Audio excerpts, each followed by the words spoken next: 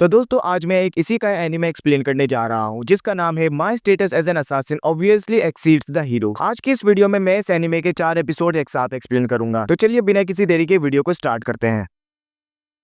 Episode की शुरुआत होती है हमारे मेन कैरेक्टर आकिरा से, जिसे अपनी पूरी क्लास के साथ एक दूसरी दुनिया में समन कर लिया जाता है। सब लोग घबराए हुए होते हैं, तभी एक राजा आकर उनका वेलकम करता है। वहाँ हमें पता चलता है कि इस दुनिया का नाम मोरिगन है और जहाँ ये सब आए हैं उस शहर का नाम रेटिस है, जो कि इंसानों का सबसे बड़ा शहर है। राजा बताता है कि उन लोगों में से कोई एक हीरो चुना गया है जो डीमन लॉर्ड और उसकी आर्मी से लड़ाई करेगा और बाकी सब उसकी मदद करेंगे। हीरो कौन है ये जानने के लिए सबके स्टैट्स चेक किए जाते हैं और सबसे पॉपुलर स्टूडेंट सुकासा की क्लास हीरो निकलती है, लेकिन आकिरा चुपके से अपने स्टैट्स खुद ही चेक कर लेता है और उसे पता चलता है कि उसकी क्लास असासिन है, जिसके स्किल्स और लेवल हीरो से भी कहीं ज्यादा पावरफुल होते हैं। ये देखकर आकिरा को राजा पर शक होने लगता है कि शायद वो कुछ छुपा रहा है। वो फिर अपने कंसील प्रेजेंस वाले स्किल का इस्तेमाल करके गायब हो जाता है और पूरे महल की छानबीन करने लगता है। रात के वक्त आकिरा राजा के कमरे में पहुंचता है, जहां वो राजा की बात सुन लेता है कि राजा इन सबको किसी एक खतरनाक मकसद के लिए इस्तेमाल करना चाहता है। आकिरा ये सुन उसे मारने का सोचता है, लेकिन रुक जाता है तब तक के लिए जब तक वो पूरी सच्चाई नहीं जान लेता। अगली सुबह सबकी ट्रेनिंग स्टार्ट होती है। उन्हें ट्रेन करता है आर्मी का कैप्टन, जिसका नाम सरन है, और इस काम में मदद करने के लिए उसके साथ वाइस कमांडर गिल्स भी होता है। ट्रेनिंग के दौरान सरन आकिरा को उसकी इनविजिबल वाली फॉर्म में देख लेता है और उसे पहचान लेता है। बताता है कि उसके पास मैजिकल आइस है, जिनकी मदद से वो गायब हुई चीजों को आसानी से देख सकता है। ट्रेनिंग खत्म होने के बाद ये दोनों मिलते हैं और बात करते हैं, जहाँ आकिरा उसे सब कुछ बता देता है, राजा पर शक, उसके इरादे और ये तक कि उसने मारने का सोचा था राजा को। सरन उसे कहता है कि उसने अच्छा किया कि राजा को नहीं मारा, वरना उसके दोस्तों के लिए मुश्किल हो सकती थी। ये देख हमें पता चलता है कि राजा पूरी तरीके से करप्ट हो चुका है, जो कि सिर्फ अपने बारे में ही सोचता है। अब राजा ने इन सबको इस दुनिया में क्यों समन किया है, इस बारे में आकिरा नहीं जानता है। इसलिए सरन उसे कहता है कि अगर वो इस दुनिया के बारे में मालूमात हासिल करे तो शायद ये पता लगा सकता है, लेकिन उसके लिए तुम्हें बहुत ज्यादा ट्रेनिंग करनी होगी और ताकतवर बनना होगा। और अगर तुम चाहो तो मैं तुम्हें ट्रेनिंग और इन्फॉर्मेशन दोनों दे सकता हूँ, बस बदले में तुम्हें अपनी दुनिया के बारे में मुझे कुछ मालूमात देनी होगी, जैसे कि अपनी दुनिया की कहानियां, जिन्हें मैं अपनी नॉवेल में इस्तेमाल कर सकूं। आकिरा मान जाता है और यहाँ हमें पता चलता है कि आकिरा का असली मकसद अपनी दुनिया में वापस जाना है, क्योंकि उसकी फैमिली को उसकी जरूरत है। वो सरन पर भरोसा करता है और अपनी ट्रेनिंग की जिम्मेदारी उस पर छोड़ देता है। ट्रेनिंग के दौरान आकिरा को इस दुनिया के बारे में काफी नॉलेज मिलती है कि इस दुनिया में 4 कॉन्टिनेंट्स है, हर एक अलग स्पीशीज के लिए है, ह्यूमंस, डीमंस, एल्फ्स और बीस्ट फोक। उसे ये भी मालूम होता है कि पहले भी जापान से कई हीरोज इस दुनिया में समन किए गए हैं डीमन लॉर्ड को हराने के लिए, यानी ये पहली बार नहीं हुआ। 1 महीने बाद ट्रेनिंग कंप्लीट होने के बाद सब अपनी पहली डंजन रेड के लिए निकलते हैं। लोग उन्हें चेयर करते हैं, लेकिन आकिरा को सब कुछ थोड़ा अजीब लग रहा होता है, जैसे सबको जबरदस्ती फोर्स किया जा रहा हो चेयर अप करने के लिए। तभी उसकी नजर एक अनजान औरत पर पड़ती है, जो कि इन्हें काफी खतरनाक तरीके से घूर रही होती है। आकिरा अपने कंसील वाले स्किल का इस्तेमाल करते हुए उसके पास पहुंचता है और उससे पूछता है कि वो आखिर हमें ऐसे क्यों देख रही है, जिस पर वो औरत कहती है कि तुम नहीं जानते तुम लोगों को समन करने के लिए किस चीज की कुर्बानी दी गई है। आकिरा उससे पूछने की कोशिश करता है, लेकिन ये औरत यहाँ से जाने लगती है और कहती है अगर हम अगली बार जरूर मिले तो मैं तुम्हें सब कुछ बताऊंगी। सीन कट होता है, सब डंजन के अंदर मॉन्स्टर से लड़ रहे होते हैं। मॉन्स्टर की तादाद बढ़ जाती है, जिसे देख सब लोग यहाँ से निकलने का प्लान बनाते हैं। तब सुकासा को याद आता है कि प्रिंसेस ने उसे एक स्मोक बॉम्ब दिया था मॉन्स्टर्स को भगाने के लिए, लेकिन जैसे ही वो उसे इस्तेमाल करता है सारे मॉन्स्टर भाग तो जाते हैं, पर उनकी जगह एक काफी खतरनाक मॉन्स्टर वहां पर पैदा हो जाता है, जिसका नाम माइनोटॉर होता है। सुकासा डर के मारे लड़ नहीं पाता, तो आकिरा और बाकी सब मिलकर इस मॉन्स्टर से फाइट करते हैं। इस मॉन्स्टर पर कोई भी अटैक काम नहीं करता, जिस वजह से आकिरा अपने शैडो मैजिक का इस्तेमाल करता है और इस मॉन्स्टर को पूरी तरीके से खत्म कर देता है। ये देख सुकासा जेलिस और गुस्सा हो जाता है और सब पर चिल्लाने लगता है। आकिरा समझ जाता है कि उस पर किसी तरीके का कर्ज लगा हुआ है, क्योंकि वो ऐसा बिल्कुल भी नहीं है। वो फिर अपनी क्लासमेट यूकी से उसके ऊपर से कर्ज हटाने के लिए कहता है, क्योंकि उसकी क्लास डिसएन्चेंट्रेस होती है, जो कि किसी भी तरीके के स्टेटस इफेक्ट को नलीफाई कर सकती है। यूकी फिर अपने डिस्पेल स्किल का इस्तेमाल करके सुकासा पर लगा कर्ज पूरी तरीके से खत्म कर देती है, लेकिन हम देख पाते हैं कि सुकासा के इमोशंस अभी भी उसके कंट्रोल में नहीं है और ये देख ये सब लोग डंजन से निकलकर महल वापस आ जाते हैं।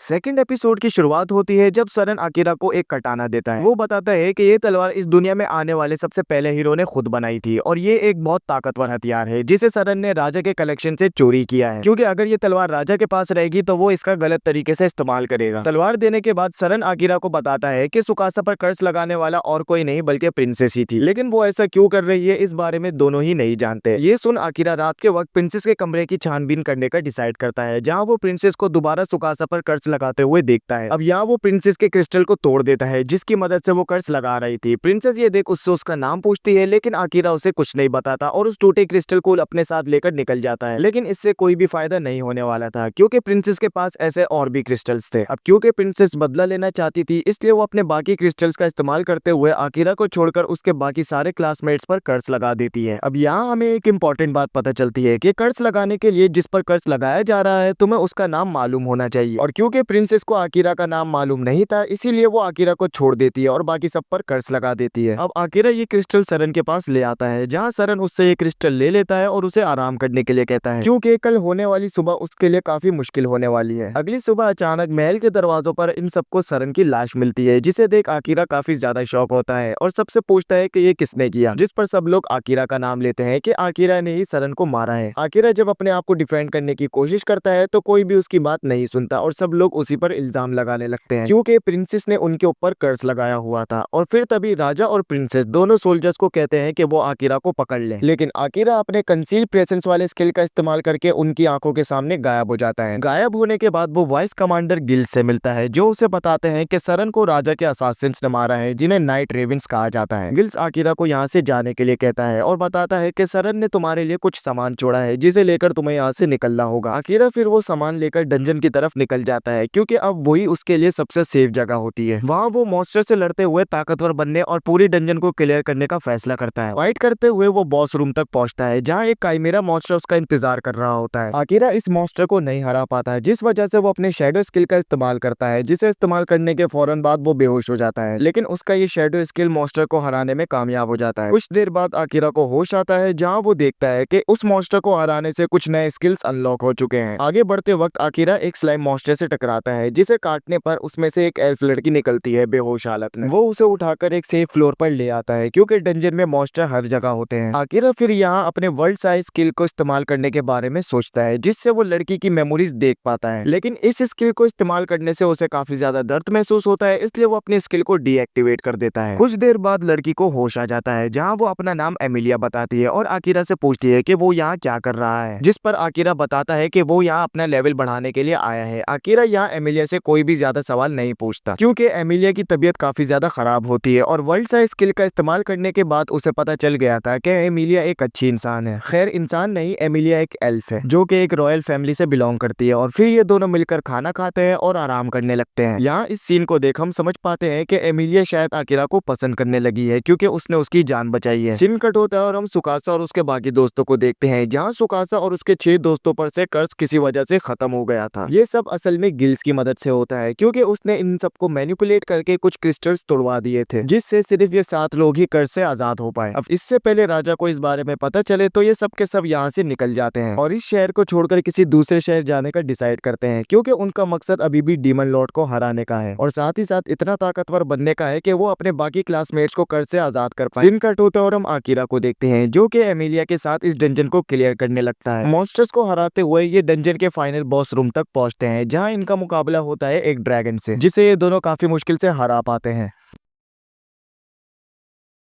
आकिरा और एमिलिया डंजन के फाइनल बॉस ड्रैगन को हरा देते हैं, लेकिन जैसे ही ड्रैगन गिरता है वो एक बड़ी सी बिल्ली में ट्रांसफॉर्म हो जाता है। वो बिल्ली इन दोनों से बात करने लगती है जिसे देखकर आकिरा और एमिलिया दोनों शॉक हो जाते हैं। यहाँ हमें बिल्ली के जरिए पता चलता है कि इस बिल्ली को डीमन लॉर्ड ने बनाया है और डीमन लॉर्ड अभी अपने महल में आकिरा का इंतजार कर रहा है। ये सुन आकिरा कहता है कि डीमन लॉर्ड मेरे बारे में कैसे जानता है, जिस पर बिल्ली कहती है कि मैं नहीं जानती, मैं बस एक शेप शिफ्टर हूँ जिसका काम डीमन लॉर्ड का मैसेज तुम तक पहुँचाना था। अब अगर तुम चाहो तो मुझे मार सकते हो क्योंकि मुझे मारे बगैर तुम इस डंजन से बाहर नहीं निकल सकते। यानी डंजन बॉस को मारे बगैर यहाँ डंजन का दरवाजा नहीं खुलता है। आकिरा यहाँ इस बिल्ली को नहीं मारता है क्योंकि बिल्ली को मारने का ख्याल उसे काफी बुरा लगता है, जिस पर एमिलिया सजेस्ट करती है कि अगर आकिरा इस बिल्ली को अपना फेमिलियर बना ले तो शायद वो दोनों यहाँ से निकल पाए, लेकिन ये काफी रिस्की है क्योंकि अगर ये रिचुअल फेल हुई तो तुम दोनों में से किसी एक की जान चली जाएगी। ये सुन आकिरा रिस्क उठाने के लिए तैयार हो जाता है और रिचुअल के जरिए इस बिल्ली को अपना फेमिलियर सक्सेसफुली बना लेता है, जहाँ वो इस बिल्ली का नाम नाइट रखता है जो कि उसे काफी ज्यादा पसंद आता है। और इसी के फौरन बाद डंजन के अंदर एक टेलीपोर्टेशन सर्कल बन जाता है, लेकिन ये उन्हें कहाँ टेलीपोर्ट करेगा इस बारे में ये नहीं जानते। अब क्योंकि ये लोग अपनी फाइट के दौरान काफी ज्यादा थक चुके होते हैं, इसलिए ये लोग आराम करने का डिसाइड करते हैं और आपस में बातें करते हैं। सबसे पहले आकिरा इन सबको अपनी कहानी बताता है, जिसके बाद एमिलिया की बारी आती है, जहाँ हमें पता चलता है कि उसकी छोटी बहन उसकी जान लेने की कोशिश कर रही है, जिससे बचते हुए वो काफी दूर आ गई थी, जहाँ एक स्लाइम मॉन्स्टर ने उसे खा लिया, जिसके बाद वो आकिरा से मिली। आकिरा ये सुन एमिलिया को उसकी बहन से मामला सुलझाने के लिए कहता है, क्योंकि फैमिली काफी ज्यादा इंपॉर्टेंट होती है और उन्हें ऐसे नहीं लड़ना चाहिए। कुछ देर बातें करने के बाद ये तीनों टेलीपोर्टेशन सर्कल पर खड़े हो जाते हैं, जो कि इन्हें एल्फ के जंगलों में ले आता है। यहाँ एक एल्फ सोल्जर एमिलिया पर हमला करता है, लेकिन आकिरा उसे बचा लेता है और इस सोल्जर को बेहोश कर देता है। और फिर तभी हम एमिलिया की छोटी बहन को देखते हैं, जो कि सारे सिपाहियों के साथ इन दोनों को घेर लेती है और इन पर हमला करने वाली होती है। सीन कट होता है और हम सुकासा और उसके 6 क्लासमेट्स को देखते हैं, जो कि एक दूसरे शहर में एक होटल में कमरा बुक कर लेते हैं। अब इन्हें 2 चीजों की जरूरत थी, पैसे और इन्फॉर्मेशन, जिस वजह से ये लोग एडवेंचरस बनने का डिसाइड करते हैं, क्योंकि इन दोनों चीजों को हासिल करने के साथ साथ उन्हें ताकतवर भी बनना है, क्योंकि वो लोग डीमन लॉर्ड को हराने जा रहे हैं। इन 7 लोगों में से एक का नाम आसाहिना होता है, जो कि आकिरा का काफी अच्छा दोस्त है। वो यहाँ सबको बताता है कि अगर हम डीमन लॉर्ड को हराने जा रहे हैं तो हमें आकिरा की जरूरत पड़ेगी, क्योंकि अभी हम सब में से सबसे ज्यादा ताकतवर वो है। अब ये बात सुन सब लोग आकिरा का कुछ देर यहीं शहर में रुककर इंतजार करने का डिसाइड करते हैं, क्योंकि आसाहिना को लगता है कि आकिरा उन्हें ढूंढते हुए यहाँ जरूर आएगा।